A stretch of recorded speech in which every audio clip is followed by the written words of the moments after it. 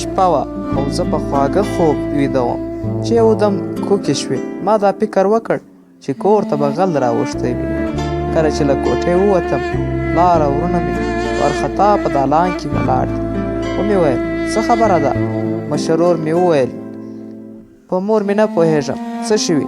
ناکه یې په ژړا شروع کړې. پلار ته مې وویل مور مې باید زر تر زره روغتون ته بوځو. پلار مې وویل حتما، خو څنګه؟ ما ویل ماما مې موټر لري، هغه ته به زنګ ووهم. دهلیز ته ننوتم.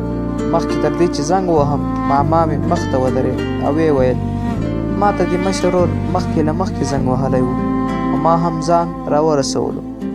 د مور غږ مې له کوټې راووت. ویې ویل صبر راولئ. کله چې زه کوټې ته ورغلم د مور کوکې مې نورې هم زیاتې شوې. ما ویل څه خبره ده؟ ویې ویل ستا جنازه مې سترګو ته کېده. خوب مې لید ستا په چاودنه کې مړ شې. مشر ورور دې ستا سر ما په لاس کې راکړي. کله چې له خوبه راپاڅېدم سیکه مې وخته. ستا در خونې مې ځان نشو رسولی. ځای پر ځای کېناستم. کوکې مې وهلې خو زه په ځان نه پوهېدم. اوس چې مې ته ولیدې زړه مې ارام شو.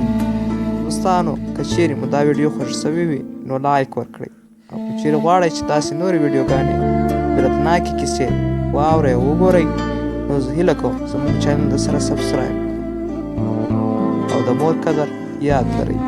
هر کله د مور قدر کوئ. مور د الله جلاله درکړل شوې یوه تحفه ده چې باید هېڅکله یې له لاسه ورنه کړو.